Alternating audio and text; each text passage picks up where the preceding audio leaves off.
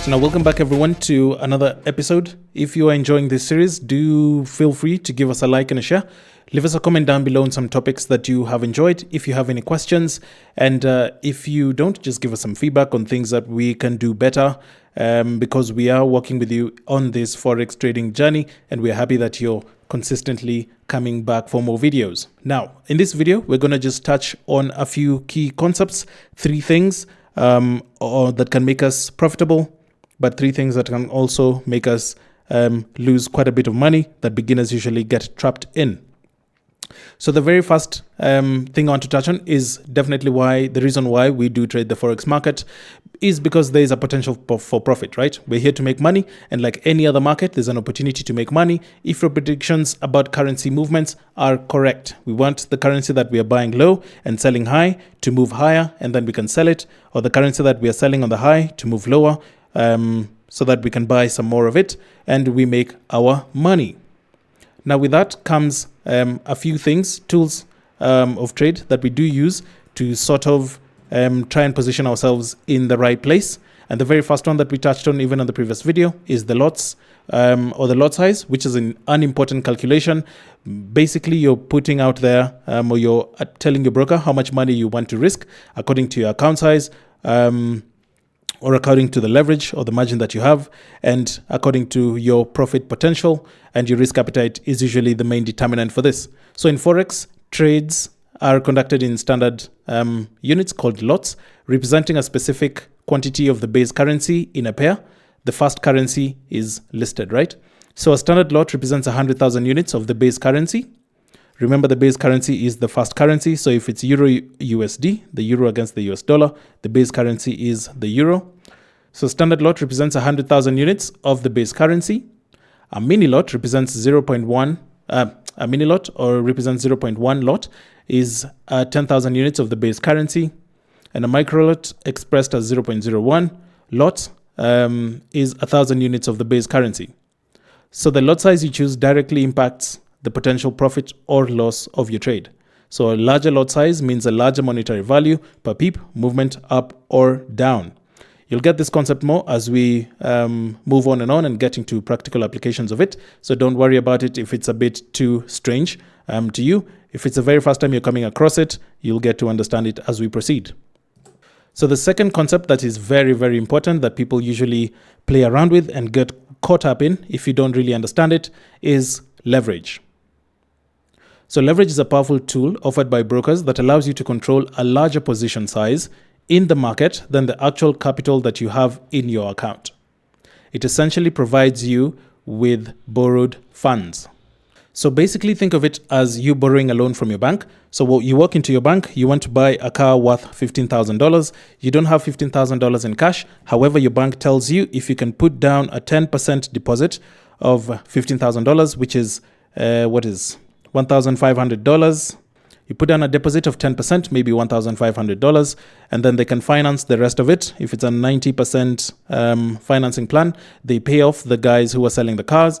Then you get to drive off with your brand new car valued at $15,000, as much as you don't have that cash in the bank, right? So that is sort of leverage, and then you can pay them back slowly. So your broker also allows you to control a larger account size, with the minimal account that you do have in your personal account, using things like leverage. Margin is also another key concept. So margin is the initial deposit or collateral you're required to put up with your broker to open and maintain these leverage positions. It's a fraction of the total trade value, right? So margin is just that buffer that allows you to keep on trading. If you go below that margin, your broker will give you a margin call and you'll be pulled out of that trade. So it's important for you to play around with your leverage and your margin to find a good balance, a good middle ground that can allow you to stay in the game. Remember, this is a game that you are looking at long term. So the longer you can stay in the game, the better for you. With a leverage of 1:100, as an example, you could control a standard lot of 100,000 units with just $1,000 of your own capital as the margin or as the safety net that can allow you to keep on trading. So the strategic use of leverage is a key concept, and it's very important, especially when used correctly and with sound risk management. Leverage allows the trader to do 2 things. So one is gain exposure to potentially significant price movements without tying up a large portion of your own account balance. If you want to control a $100,000 account, you don't necessarily have to have $100,000 in your bank. But if you have $1,000, which is somewhat accessible, you can go to your broker and ask for a leverage of 1:100, and your broker can easily allow you to control a $100,000 account without any issues.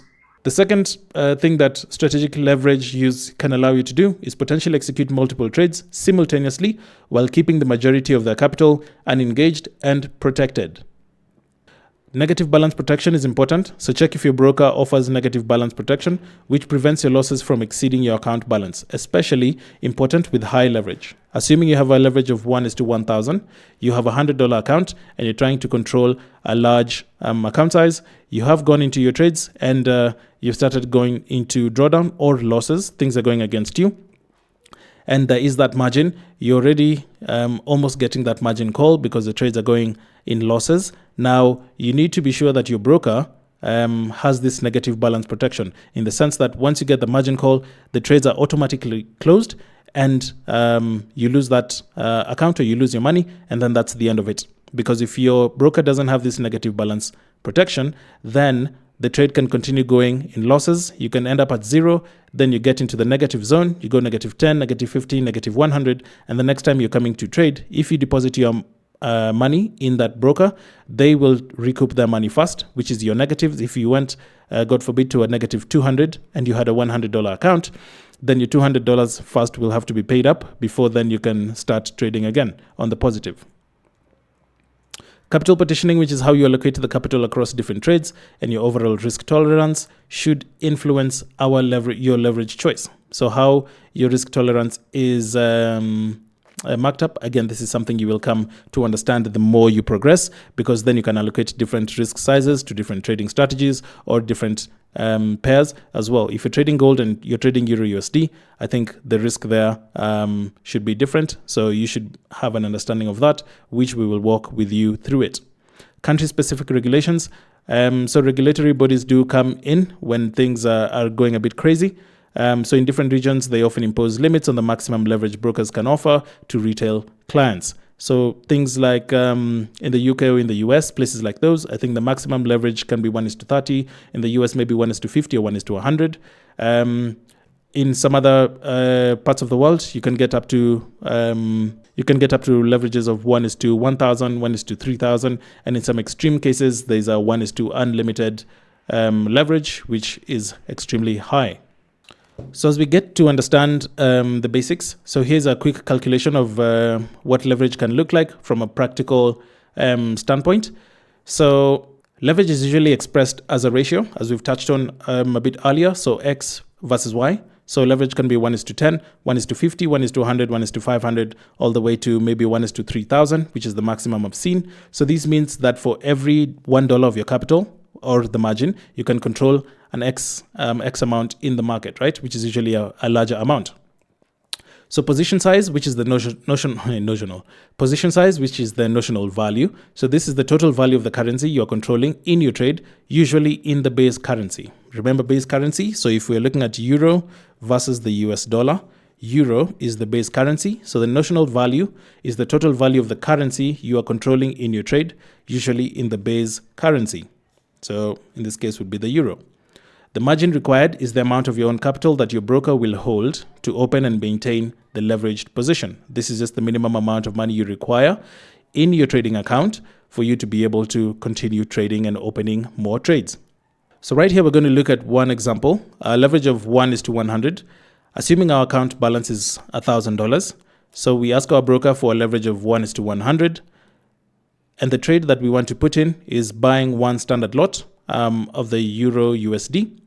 And we know that one standard lot means that is 100,000 units of the euro. So we want to buy one standard lot using our $1,000 account, using a leverage of 1:100. The notional value or the position size will be the unit size of the base currency, which is the euro, that is 100,000 units. So let's assume the Euro USD exchange rate is at 1.1000. So the notional value in will be 100,000 units of the euro times the exchange rate, which is 1:100,000. Which is 1.1000. And then USD over euro, which means that gives us $110,000 account as a notional value, right? So the margin required will be our notional value divided by the leverage, which is our $100,000 account, $110,000 account, divided by the leverage that we are asking our broker to give us, which is 100, which is a 1:100. And then that gives us $1,100 as the margin required to control a $110,000 account. So the interpretation is, to control that account size, the position size, you only need $1,100 of your own capital as margin. Let's take a quick example number 2 of a leverage of 1:50. Again, account balance is still at 1,000. Our leverage ratio is 1:50. So our trade, we're looking to sell 0.5 we're looking to sell 0.5 million lots of GBP USD. So 0.5 million lots of GBP USD of GBP USD is 5,000 British pounds, 5,000 GBP units. So the notional value of this trade will be 5,000 GBP. So let's assume that the British pound against the dollar rate is at 1.2500. So the notional value in USD will be 5,000 GBP or 5,000 units of the British pound times the exchange rate, which is 1.2500, which is equals to $6,250. So with a $1,000 account, with a leverage of 1:50, we'll be trading a $6,250 account. What is the margin required for this calculation? Which will be the notional value divided by the leverage that we have, which is a 1:50. So here we have 6,250 divided by 50, which is $125 margin required before our broker tells us, hey, you are deeply in the red, and closes all our trades. So what is the impact of leverage on profit and loss? Let's look at Euro USD as our pair. The position size we want to buy is 1 microlot, and we know that 1 microlot is 0.01 units. And that will give us 1,000 units of the euro, right? 1 microlot is 0.01 lots, which is 1,000 units of the euro. So our entry price was 1.1 thousand. Our exit price is 1.1050, which gives us 50 pips in profit, right? So the profit calculation here will be 50 pips times the 1,000 units of the euro of the 0.01 lot, right, of the micro lot, which gives us $5 in profit. Let's look at an extreme scenario here. Our account balance is $100. We have a leverage ratio of 1:3,000. The trade we want to take, because we are big risk takers, we have a high risk appetite. We want to buy one standard lot of Euro USD. One standard lot we know is 100,000 units of the euro. So the current Euro USD exchange rate, let's assume, is 1.0850. The calculation here would look something like this. The notional value of the trade would be 100,000 units of the euro times the current exchange rate, which is 1.085, which gives us an account size of 108,500. That's massive. So then the margin required will be our notional value divided by the leverage, which is 108,500 divided by 3,000, which is our leverage, which gives us $36.17 about as the margin required. So if we were to lose anything more than almost $70, then we are out, right? It's a lot of risk. So then here, our interpretation of this is that we do have a tiny margin requirement to control such a large account, because for us to control $100,000 worth of trading for Euro USD, our broker only requires $36 of our $100 account as margin. That's very minimal for such a big account size. But this leaves us with a usable margin of about $63 once we place that one trade of one lot. The other interpretation is that there's a minimum buffer for price fluctuations, because with such a high leverage, every tiny movement in the price, either up or down, will have a massive impact on our very limited usable margin. So remember, if price moves up or down, our margin keeps increasing or reducing depending on whether we're in profit or in loss. The third point expounds more on this one because risk of margin call here is very high, because again, if it's one standard lot, so one standard lot in Euro USD will give us $10 for each 1 pip price movement. So if price moves 1 pip up or down, in our favor, in or against our favor, that's a $10 movement in profit or loss. So assuming you get a 7 pip loss, this would result in a $70 loss because it's $10 per pip. So then this would exceed our initial $100 deposit, leading to a quick margin call and the likely forced closure of your position by your broker to prevent further losses. Assuming that you do have the negative balance protection, or even with it, a very rapid account wipeout. Now that would be $70 lost in a matter of seconds. The inverse is also true. If price was to move 7 pips in profit, then we'd definitely be in $70 in profit, and we'd almost have doubled that account in a matter of seconds. So high leverage is high potential profit. It can lead to greed. It can also lead to low success rates. So the allure, the image of large potential profits with minimal upfront capital can lead to overconfidence, excessive risk-taking, and ultimately higher rates of failure for undisciplined traders. And you may just end up spending a lot of money and just losing money consistently because you're looking for high profits quickly using some of this high leverage. Leverage also magnifies both gains and losses, so it's crucial to remember that leverage works both ways, right? So just as it can amplify your profits, it can equally magnify your losses. So leverage does not create a trading edge, it only accelerates the outcome based on your existing strategy. So if you do have a good edge, you do have a good strategy, emotionally and psychologically you're prepared, then you can use leverage to your advantage. However, if you're not prepared for it, you lose all your money and you will not understand what exactly is going on, which can lead to massive crash outs and massive losses. Leverage can be a powerful tool to potentially generate significant returns on capital. And that is something that experienced traders understand. That is something that profitable traders understand. So there's, again, as you progress in the trading journey, just like in any other business, you can be conservative, you can be aggressive. But again, fundamentally, it's all about how do you sustain yourself in the game? How do you play the long game and not get burnt out quickly? So a powerful quote from the Psychology of Money book is that being conservative is avoiding a certain level of risk. This just means that risk is inherent, and Forex trading definitely has risk involved. So the market is influenced by countless unpredictable factors, and you can never be 100% certain about the outcome of each and every trade that you take. This brings in the concept of having a buffer or margin.